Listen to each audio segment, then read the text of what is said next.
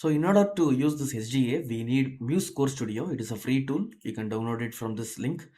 And you need Houdini 20.5.332. If you are a beginner, download the same version. If you know what you are doing, you can download any version above 20. I think it should work. So this tutorial will be for beginners who are like just now getting introduced to Houdini to create amazing marble videos using PulseRoll. And also download this HDRI. So this is the one I used in the HDA, and paste it in the same folder as your HDA where you have all these files. So you also get this MIDI to frames tool along with the HDA. If it is showing any error, just click OK and ignore it. So this is like the initial setup that you have to do. It is for only for beginners. If you know what you're doing, then no worries. So first you should see this this kind of viewport, except the scene view. Close everything else. Render view, composite view, motion effects view, and geometry spreadsheet. Okay, and then click on this no cam and select preview cam. So this is important. And then you're going to click here and lock the viewport. After that, so this is a one-time thing you have to do. Click on the plus button and new pane tab and viewers and create another scene view. So this will create another scene view. Here select the no cam and select render cam, and then don't lock or do anything, as it is come inside the Marble Music Maker and come inside the theater. This should load for a while, and then select this render cam again, and then click on this lock button. Okay, and again now click on this lock button. So if you have a good GPU, you can click on the perspective and click on Karma HPU, and you can see it's already rendering something, just the empty background, because we have not created any MarbleRun videos. If you have a good CPU and if you don't have a good GPU, you should select Karma CPU. I have a good GPU, so I am going to select Karma HPU. So remember to do these steps exactly as I do. So that is all you need to do to set up the PulseRoll HDA. Then you come over to this left scene view and go back here and go back here and come to the main page. So I'm explaining this for very ultimate beginners, and you see a lot here. So the setup is where we will do most of our stuff. So let me explain what is happening. If you visualize the left scene view, it is going to visualize the preview cam, so you don't need to change it ever. So this preview cam will show like what is happening, but without rendering it in high quality, so that you can see it in nearby real-time resolution, near real-time. And if you come to this scene view, you can see the rendered version of it. So we are going to do all our works in the left side scene view. And now we have the setup ready.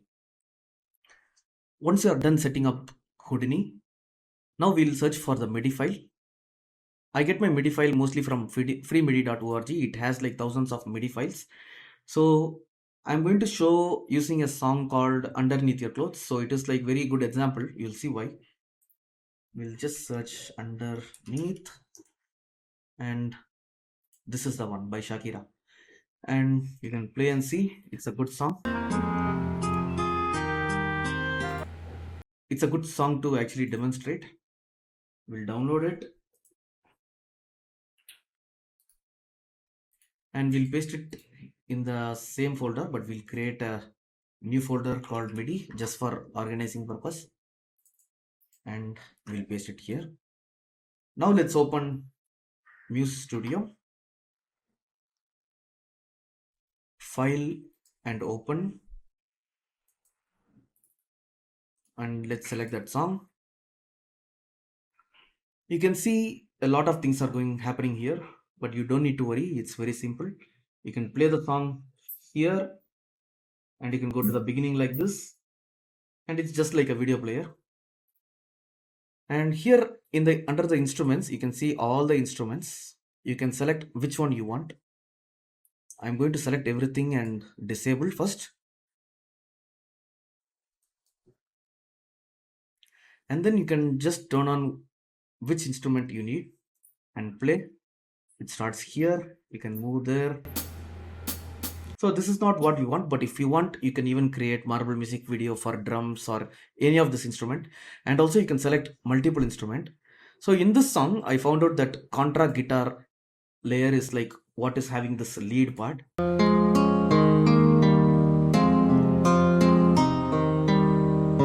So I'm going to create marble music video for this layer. Okay. And I'm going to publish, export.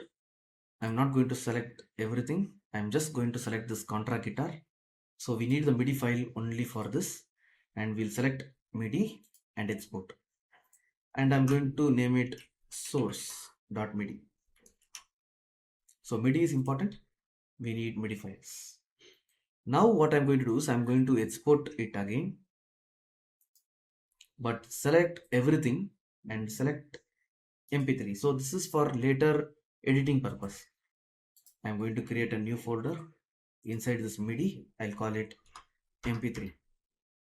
And here I will save. It's going to take some time. Once you have copied the frame numbers, you can come here and paste it in Houdini. And let's talk about these parameters here. There are some more here, but I recommend that you don't touch all this, but you can play with it if you want.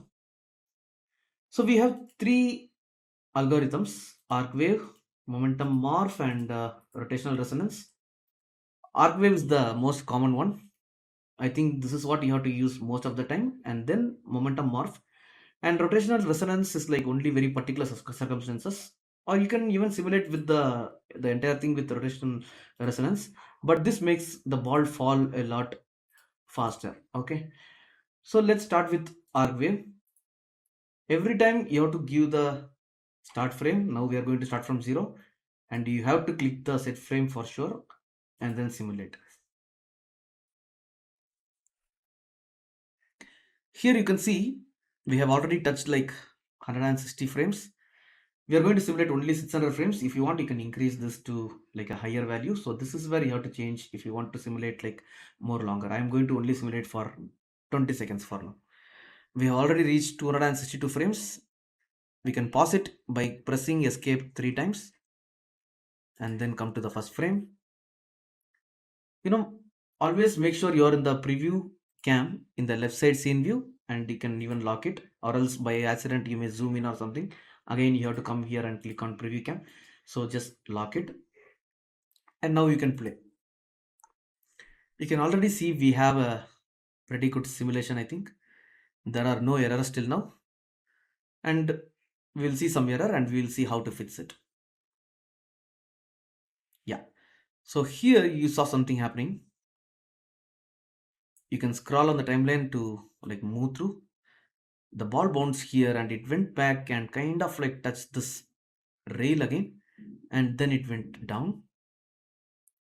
So we can rectify this, like come a little bit before where the issue was. So here is the issue. We'll come to like maybe 120, and we'll type 120 here, and we'll click on set frame.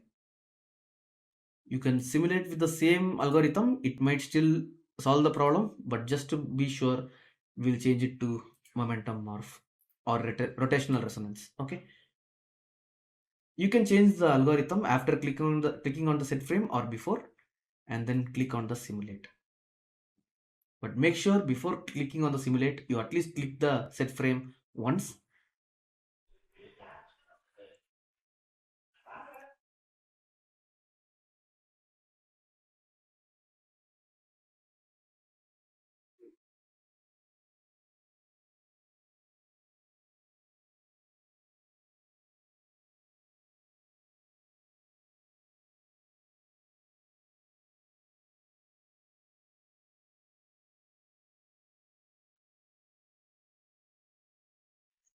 We have already crossed 350 frames.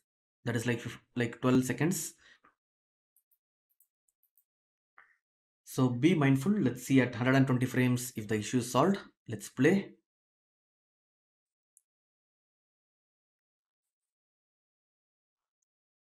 So 120 frames. Yeah. So this is where the issue was and we have solved it. Because we changed the algorithm, there is going to be more difference and the issue will be like definitely solved. So everything looks fine. Yeah. So that is how much we have simulated. So let's continue simulating after 286 maybe. Like somewhere here at the end, you can 290 and set frame.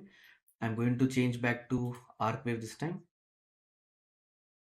and click on simulate.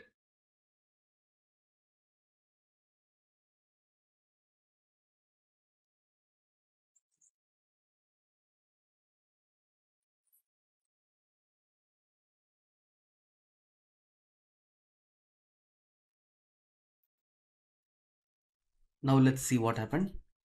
We'll press escape 3 button, sorry, 3 times and play again.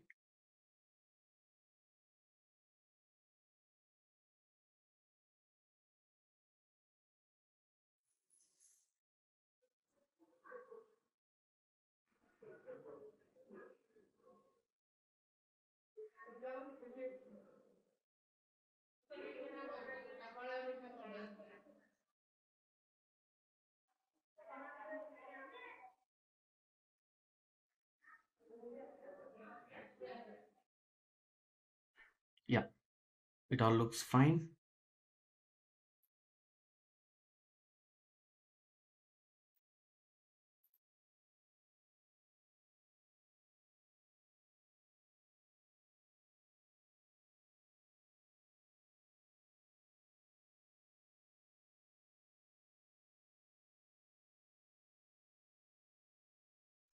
And that is how we create marble music simulation for like an entire song.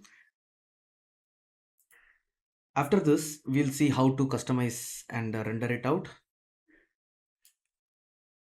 Come to the appearance setting and here we can change all the appearance colors for each and every aspect. For example, right now we'll change the wall color here, maybe sky blue. So it's all your choice. If you want to make it metallic, you can increase this, but normally wall is like not metallic. And if you want the specular will increase the reflection, we'll just keep it like 0.2. And then the ball appearance, right now I have chosen color, but you can also change it to texture map. Currently this texture map I'm using. You can take anything from the internet or create your own and use it. I cannot provide this unfortunately. And I'm going to change it to color for now. You can change the color here. Right now it is like blend of these three colors. If I want, I can add yellow and change it to like blue or whatever. And then is this cling. So this cling's are the platforms. So this will choose randomly one of those. Every single platform will choose randomly one of this. I can like select orange, so or green, maybe purple I will replace with yellow. You can see it updating here, and blue I will update with maybe purple, and you can use your creativity. And if you want it to be reflective, you can keep the specular one or you can reduce it a bit. Always remember increasing the specularity for wall will increase the render time. Also, if you want it to be metallic, you can increase the metallic. And then for the rails are these ones. Let me show you. Yeah. So this one and these ones are called rails. Currently black, green and purple. You can change it to maybe yellow and green to blue, or even you can add some in between colors if you want. So some of the rails will have this color now, and if you want you can change it to like some other color. So the rails currently they will have this color. We'll see if we can find some more rails. Yes, so this color is applied here. If you don't want, you can change it to like maybe green or even red. And then there are two other things: clink connector and rail connector. So these are small lines that will connect these rails and the clinks to the wall. So that we will see later. You can change the color here however you want. You can keep like white or something. So that is all you need to know. Like you can try with your own settings. There is even transparency. If you want transparency, you can increase the transmission for each and every of the elements. So this is how we can preview it, but this is not the final render that you are going to get. So before rendering it out, you have to check how it is looking. So go to the render folder and you have to do three things. First, you have to cache the ball cache. So this will finalize the ball position and it will store it in the disk, and then come to the platform cache and save to disk. So these are you have to do, or else nothing is going to be visible in the render when you render. Okay, and then camera cache, save to disk, and then come to the lighting. You can change the lighting intensity, everything here. You can even rotate it. And if you remember, we downloaded a HDRI and you can select the HDRI here, but by default it should work automatically. Else if you want to change, you can just click here and select the EXR file again. And then now let's see how it is going to look in the final render. For that, come to the second scene view. If you remember, we turned on this button, so that's why the viewport is not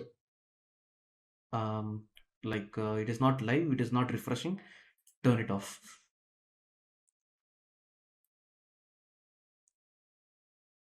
Make sure you are in the render cam. So this is the view that you'll see in the final render.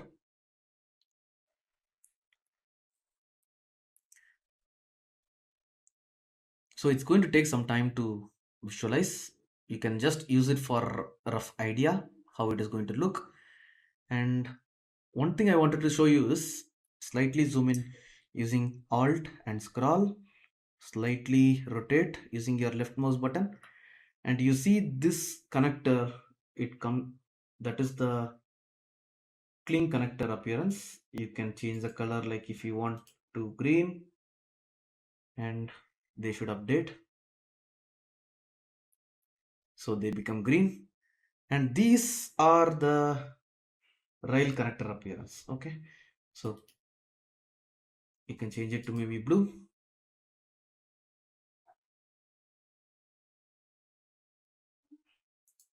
This is like too much blue. We can reduce the blueness. So these colors, of course, you change as you wish.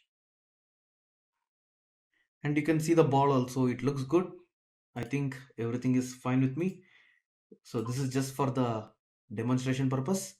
And definitely when you do, please take more care and do some research, and make sure whenever you are in the second scene view, you turn this on, or else if you do anything else, it's going to refresh again and again, and it's going to spoil your scene. Also, you should always save or save as. You can save with some other name, .hip. It should not matter. And now we'll see how to render this out. Here in the render folder again. Also, you can make some adjustments to the light here. You can increase the light and increase the intensity and everything. And but by default, it should be set. But of course, if you want, you can change this. You can even rotate the lights. And then come to the render to image. And this is the folder it will render to. The hip means current directory. And this is the resolution that you give. And also here, if you have a good GPU, select HPU. If you don't have a good GPU, but if you only have CPU, select CPU. I have a good GPU. And the spark trace samples is like the quality. But if you go too high, it is going to take a lot of time to render each and every frame. I found that 8 is like very good enough. And here you have to give the start frame and end frame. For me, it is only 600, and that's it. So we are going to render in EXR format. Now I'm going to render this out.